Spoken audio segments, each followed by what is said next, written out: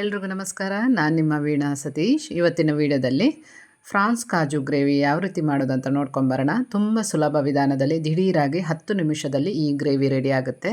ಹಾಗೆಯೇ ಚಪಾತಿ ಪರೋಟ ಎಲ್ಲದಕ್ಕೂ ಕೂಡ ಇದನ್ನು ನಾವು ಯೂಸ್ ಮಾಡ್ಬೋದು. ಹಾಗಾದರೆ ಬನ್ನಿ ಈ ಸುಲಭವಾದ ಫ್ರಾನ್ಸ್ ಕಾಜು ಗ್ರೇವಿ ಯಾವ ರೀತಿ ಮಾಡೋದಂತ ನೋಡ್ಕೊಂಬರೋಣ.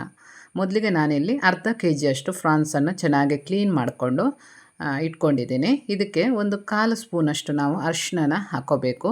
ಹಾಗೆಯೇ ಒಂದು ಅರ್ಧ ಸ್ಪೂನಷ್ಟು 1/4 ಸ್ಪೂನು ಅಥವಾ ಅರ್ಧ ಸ್ಪೂನ್ ಸಾಕಾಗುತ್ತೆ ಉಪ್ಪನ್ನು ಹಾಕಿ ಸ್ವಲ್ಪ ಹೊತ್ತು ಇದನ್ನು ನೆನೆಯೋಕ್ಕೆ ಬಿಡಬೇಕು. ಇದೊಂದು 10 ನಿಮಿಷ ನೆನೆಯೋಕ್ಕೆ ಬಿಡಿ, ಸಾಕಾಗುತ್ತೆ. ಈಗ ಈ ಕಡೆಯಿಂದ ಒಂದು ಪಾತ್ರೆಗೆ ಒಂದು ಅಗಲವಾದ ಬಾಣಲೆ ತಗೊಳ್ಳಿ. ಅದಕ್ಕೆ 2 ಸ್ಪೂನಷ್ಟು ತುಪ್ಪನ ಹಾಕ್ಕೊಂಡಿದ್ದೀನಿ. ತುಪ್ಪದ ಬದಲಿಗೆ ಬಟರ್ ಕೂಡ ಹಾಕೋಬೋದು. ಜೊತೆಗೇ ಒಂದು 2 ಸ್ಪೂನಷ್ಟು ಎಣ್ಣೆ, ನಾನಿಲ್ಲಿ ತೆಂಗಿನ ಎಣ್ಣೆ ಹಾಕ್ಕೊಂಡಿದ್ದೀನಿ.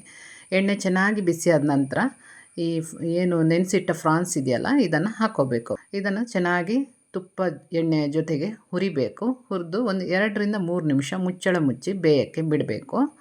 ಇದು ಸ್ವಲ್ಪ ಬೆಂದರೆ ಸಾಕು, ಅರ್ಧ ಭಾಗದಷ್ಟು ಬೆಂದರೆ ಸಾಕು. ನೋಡಿ, ಇದೀಗ ಚೆನ್ನಾಗಿ ನೀರು ಬಿಟ್ಟಿದೆ. ಹಾಗೆಯೇ ಒಂದು ಅರ್ಧ ಭಾಗದಷ್ಟು ಇದು ಈಗ ಬೆಂದಿದೆ ಅಲ್ವಾ. ಇದನ್ನು ನಾವು ಇನ್ನೊಂದು ಪಾತ್ರೆಗೆ ತೆಗೆದಿಡೋಣ. ಈಗ ಅದೇ ಬಾಣಲೆಗೆ ಪುನಃ 1 ಸ್ಪೂನಷ್ಟು ಎಣ್ಣೆ ಹಾಗೆಯೇ 1 ಸ್ಪೂನಷ್ಟು ತುಪ್ಪ ಹಾಕಿ ಎಣ್ಣೆ ತುಪ್ಪ ಚೆನ್ನಾಗಿ ಬಿಸಿಯಾದ ನಂತರ 2 ಮೀಡಿಯಮ್ ಸೈಜಿನ ಈರುಳ್ಳಿಯನ್ನು ಹಾಕ್ಕೊಂಡಿದ್ದೀನಿ. ಈರುಳ್ಳಿ ಕಮ್ಮಿ ಬೇಕಾದರೆ ಒಂದು ದೊಡ್ಡ ಸೈಜಿನ ಈರುಳ್ಳಿ ಹಾಕ್ಕೊಂಡ್ರು ಸಾಕಾಗುತ್ತೆ. ಇದರ ಜೊತೆಗೇ ಒಂದು 2 ದಂಟಷ್ಟು ಕರಿಬೇವಿನ ಸೊಪ್ಪು ಇದೆಯಲ್ಲ ಅದನ್ನು ಹಾಕ್ಕೊಳ್ಳಿ. ಇದನ್ನು ಚೆನ್ನಾಗಿ ಫ್ರೈ ಮಾಡಬೇಕು. ಈರುಳ್ಳಿ ಕೆಂಪು ಬಣ್ಣಕ್ಕೆ ಬರಬೇಕು. ಈಗ ನಾವು ಒಂದು ಟೊಮೊಟೊನ ಹಾಕ್ಕೋಬೇಕು. ಟೊಮೊಟೊ ಹಾಕೋ ಮೊದಲೇ ಜಿಂಜರ್ ಗಾರ್ಲಿಕ್ ಪೇಸ್ಟ್ 1 ಸ್ಪೂನಷ್ಟು ಹಾಕ್ಕೊಳ್ಳಿ. ಇದು ಚೆನ್ನಾಗಿ ಹಸಿ ವಾಸನೆ ಹೋಗಬೇಕು. ಜಿಂಜರ್ ಗಾರ್ಲಿಕ್ ಪೇಸ್ಟ್ ಕಂಪ್ಲೀಟಾಗಿ ಸ್ಮೆಲ್ ಹೋಗಬೇಕು. ನಂತರ ನಾವು ಉಳಿದ ಮಸಾಲಾನ ಹಾಕ್ಕೋಬೇಕು. ಈಗ ನೋಡಿ 1 ಮಿನಿಟ್ ಈ ಥರ ಚೆನ್ನಾಗಿ ಫ್ರೈ ಮಾಡಿದ ನಂತರ 1.5 ಸ್ಪೂನಷ್ಟು ನಾನಿಲ್ಲಿ ಚಿಲ್ಲಿ ಪೌಡರನ್ನು ಹಾಕ್ಕೊಂಡಿದ್ದೀನಿ, ಖಾರದ ಪುಡಿಯನ್ನು ಹಾಕ್ಕೊಂಡಿದ್ದೀನಿ. ಹಾಗೆಯೇ 1 ಸ್ಪೂನಷ್ಟು ಕೊತ್ತಂಬರಿ ಪೌಡರನ್ನು ಹಾಕ್ಕೋಬೇಕು. ಹಾಗೆಯೇ ಅರ್ಧ ಸ್ಪೂನಷ್ಟು ಜೀರಾ ಪೌಡರನ್ನು ಹಾಕ್ಕೊಂಡಿದ್ದೀನಿ. ಇದು ಮನೆಯಲ್ಲೇ ನಾನು ಮಾಡಿರುವಂಥದ್ದು, ಅದನ್ನೇ ಹಾಕ್ಕೊಂಡಿದ್ದೀನಿ. ಇದನ್ನು ಚೆನ್ನಾಗಿ ಫ್ರೈ ಮಾಡಬೇಕು. ಬೇಕಾದರೆ ಒಂದು ಅರ್ಧ ಸ್ಪೂನಷ್ಟು ಗರಂ ಮಸಾಲ ಹಾಕ್ಬೋದು, ನಾನಿಲ್ಲಿ ಹಾಕಿಲ್ಲ.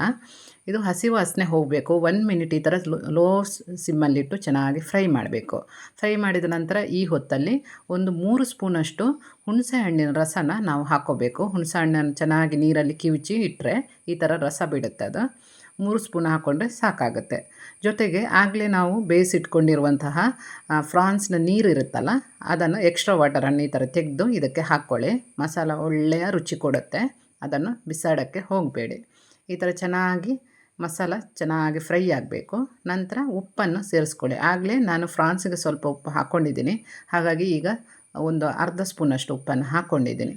ಈಗ ಅರ್ಧ ಬೆಂದಿರುವಂಥ ಫ್ರಾನ್ಸ್ ಇದೆಯಲ್ಲ ಅದನ್ನೀಗ ಹಾಕ್ಕೋಬೇಕು. ಇದನ್ನು ಹಾಕಿ ಚೆನ್ನಾಗಿ ಒಂದು ರೌಂಡ್ ಮಸಾಲ ಜೊತೆ ಮಿಕ್ಸ್ ಮಾಡಬೇಕು.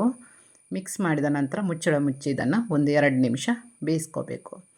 ಇದೀಗ ನೋಡಿ ಚೆನ್ನಾಗಿ ಬೆಂದಿದೆ. ಮಸಾಲ ನೋಡಿ ಎಣ್ಣೆ ಎಲ್ಲ ಬಿಟ್ಟಿದೆ. ಈ ಹೊತ್ತಲ್ಲಿ ಇದು ಕೊನೆಯಲ್ಲಿ ನಾವು ಕಾಜು ಗ್ರೇವಿಯನ್ನು ಹಾಕ್ಕೋಬೇಕು. ಒಂದು 7 ರಿಂದ 8 ಗೋಡಂಬಿಯನ್ನು ಸ್ವಲ್ಪ ಒಂದು 10 ನಿಮಿಷ ನೆನೆಸಿಟ್ಟು ಇದನ್ನು ನುಣ್ಣಗೆ ಸ್ವಲ್ಪ ನೀರು ಹಾಕಿ ಪೇಸ್ಟ್ ಮಾಡ್ಕೋಬೇಕು.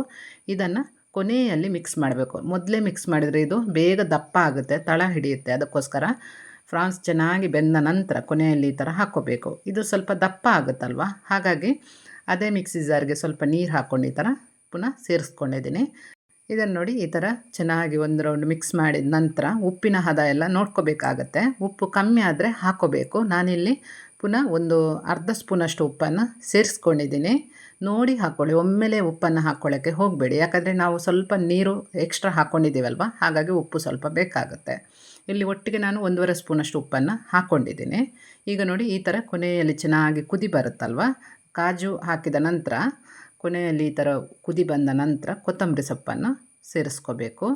ಕೊತ್ತಂಬರಿ ಸೊಪ್ಪು ಆಪ್ಷನಲ್, ಹಾಕಿದರೆ ಚೆನ್ನಾಗಿರುತ್ತೆ, ಒಳ್ಳೆ ಫ್ಲೇವರ್ ಕೊಡುತ್ತೆ. ನೋಡಿ ಸೂಪರಾದ ಕಾಜು ಗ್ರೇವಿ ಅಂದರೆ ಫ್ರಾನ್ಸ್ ಕಾಜು ಗ್ರೇವಿ ರೆಡಿಯಾಗಿದೆ. ನಿಮಗೆ ಪರೋಟ, ಚಪಾತಿ, ದೋಸೆ, ನೀರು ದೋಸೆ ಅಥವಾ ವೈಟ್ ರೈಸ್ ಯಾವುದಕ್ಕೂ ಕೂಡ ಇದು ಒಳ್ಳೆ ಕಾಂಬಿನೇಷನ್ ಅಂತಲೇ ಹೇಳ್ಬೋದು. ತುಂಬ ಸುಲಭವಾಗಿ ಇದನ್ನು ಮಾಡ್ಕೋಬೋದು. ಸಿಂಪಲ್ ಮಸಾಲಾನ ಹಾಕಿ ಸೂಪರಾದ ಈ ಫ್ರಾನ್ಸ್ ಗ್ರೇವಿಯನ್ನು ನೀವು ಕೂಡ ಮನೆಯಲ್ಲಿ ಮಾಡಿ ನೋಡಿ. ಹಾಗೆಯೇ ಇದು ಜಾಸ್ತಿ ಹೊತ್ತೇ ಟೈಮೇ ಹಿಡಿಯಲ್ಲ, ದಿಢೀರಾಗಿ ಮಾಡ್ಕೋಬೋದು. ಅಂದರೆ ಈ ಬ್ಯಾಚುಲರ್ಸ್ಗೆಲ್ಲ ತುಂಬ ಈಸಿ ರೆಸಿಪಿ ಅಂತಲೇ ಹೇಳ್ಬೋದು. ನಿಮಗೆ ಮಸಾಲ ಸ್ವಲ್ಪ ದಪ್ಪನೇ ಇರಬೇಕಂತ ಇದ್ದರೆ ನೀವು ಗೋಡಂಬಿ ಪೇಸ್ಟ್ ಹಾಕಿದ ನಂತರ ಚೆನ್ನಾಗಿ ಕುದಿಸಿ ಗ್ಯಾಸ್ ಫ್ಲೇಮ್ ಆಫ್ ಮಾಡಿದರೆ ಆಯಿತು. ತೆಳು ಬೇಕಾದರೆ ಸ್ವಲ್ಪ ನೀರನ್ನು ಸೇರಿಸಿ ಹದ ಮಾಡಿಕೊಂಡ್ರೆ ಆಯಿತು. ಹಾಗೆಯೇ ವಿಡಿಯೋ ಇಷ್ಟ ಆದರೆ ಸಬ್ಸ್ಕ್ರೈಬ್ ಮಾಡೋದನ್ನು ಮರೆಯಬೇಡಿ. ಸಿಗೋಣ ಇನ್ನೊಂದು ವಿಡಿಯೋ ಜೊತೆಗೆ.